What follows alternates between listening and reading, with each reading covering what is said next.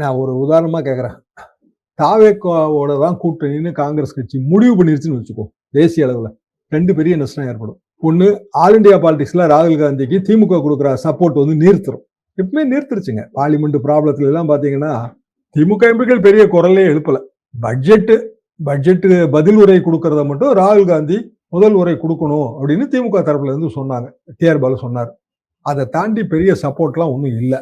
சபாநாயகர் பதவி விலக கோரும் தீர்மானத்துல கூட திமுக எம்பிக்கள் போய் விருப்பத்தோட கையெழுத்தெல்லாம் போடல. அப்போ அதுவே ராகுல் காந்திக்கு மெசேஜ் தான்.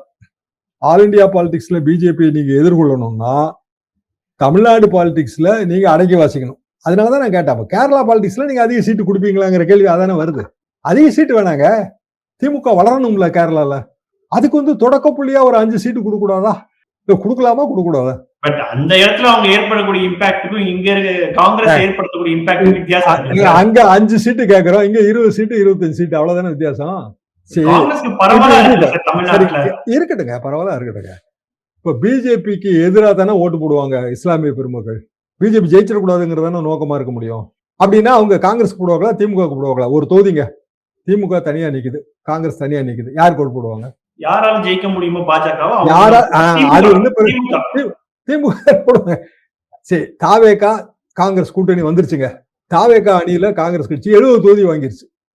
234ல 70 தொகுதி, ரஃப்லி 25% சீட்ல அவங்க நிப்பாங்க.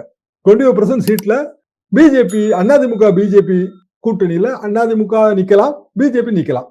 அப்ப பிஜேபியை தோக்கடிக்கணும் அப்படின்னு தானே ஒர்க் பண்ணுவாங்க.